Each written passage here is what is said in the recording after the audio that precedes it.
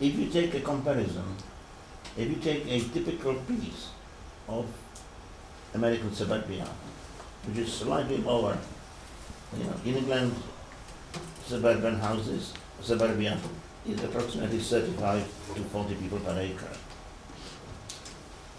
Okay? In America, it's 20 to 25. So there's some difference, but it doesn't matter, it's a suburbia.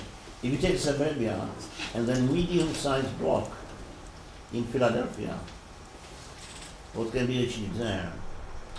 Now, if you put all together the way of life, the whole cycle of it, which means movement, transport, accessibility of things, costs of energy, you can go on the whole spectrum of things that needs to be there in order to exist.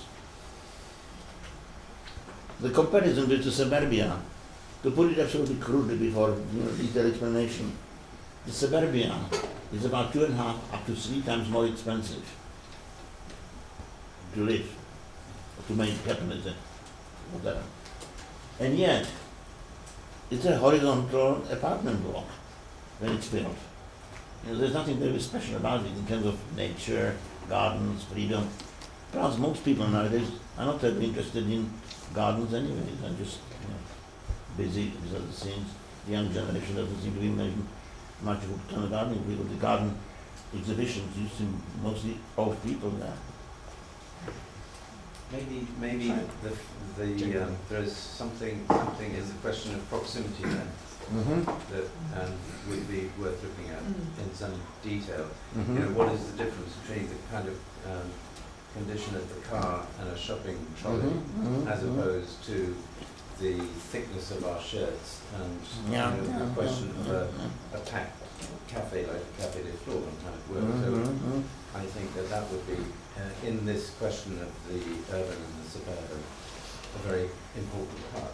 You see, because when you start thinking about it, and it's done sort of with a great deal of sort of imagination, whatever, and joy. Once you reach a certain point in each of those, say, 3 so far, and you start bringing them close together, you suddenly realize a number of things, how much out of the study, say, to do with suburbia, or something to do with the urban interior. Just to give an example, I've been thinking quite a bit, how it could be done physically, in terms of fabric.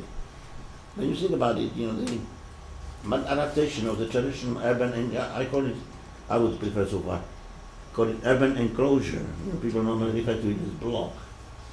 The size of the block and its treatment, its arrangement, differential configuration of the block, if it does take into consideration or take seriously the suburban world, some of the aspects of the suburban world which are not necessarily bad are absorbed in the interior.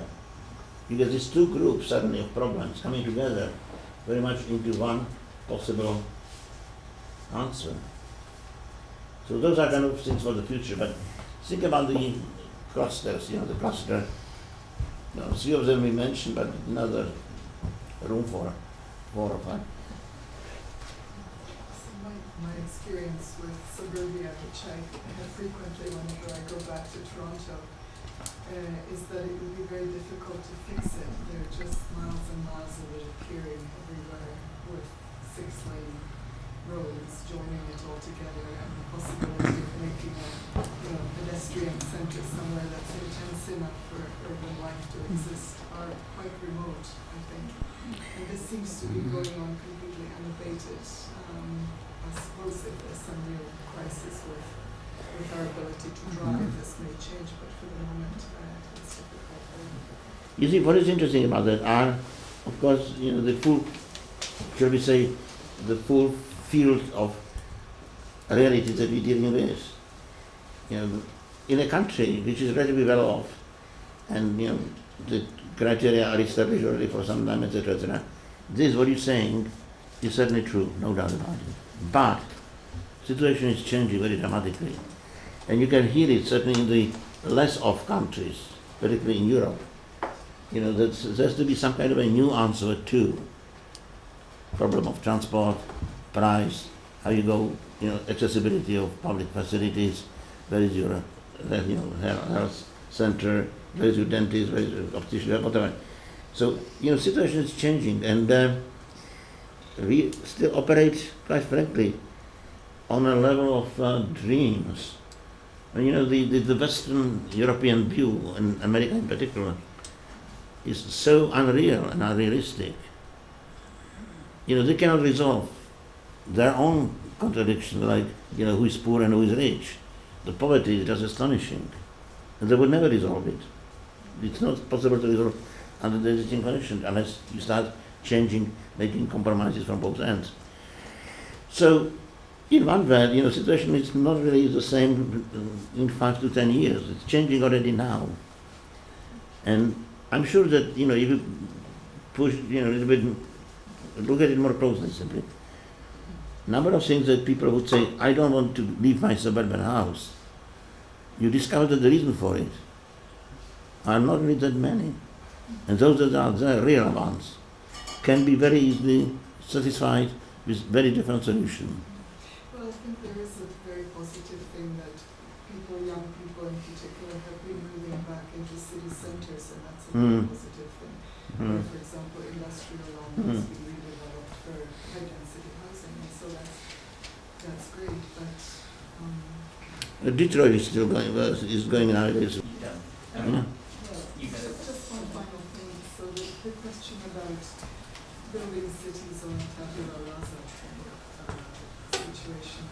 A lot of architecture schools have these types of projects, and of course such cities are now being built in places completely from scratch, in the desert and so on.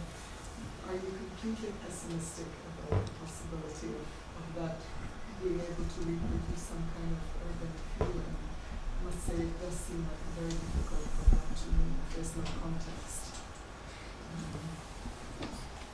I'm not so sure I understand the question, because it looks to me like two very different questions that you ask. So garden cities, the kind of new garden cities from scratch that you mentioned at the beginning, do you think that's a completely hopeless dream? Yeah.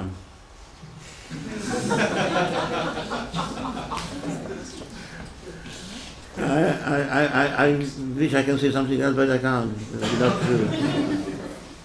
I think it's a dead end, actually it is, Look, if we put it that way, we're talking about something which can have a relatively general acceptance or acceptability, role, application and so on.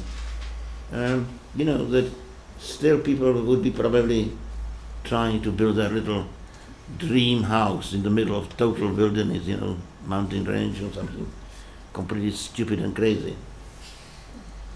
And so on. But, there's a room for a number of funny things too, but we're talking about something which should have relatively more general, acceptable validity.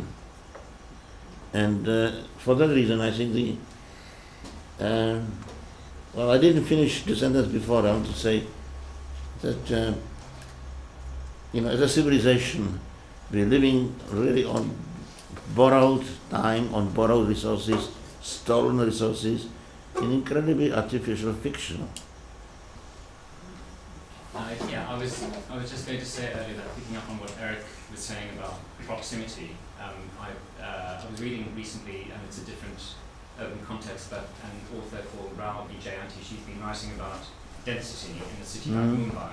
And this idea that people who are really very, very close together in some situations, like on the trains to and from work, that there are ways of behaving and dealing with that density that are part and parcel of those urban histories. But in some of the things, it's one of the authors that I'm referring to in the piece that quite a few of us, including you, are involved in that book that we've all been doing together.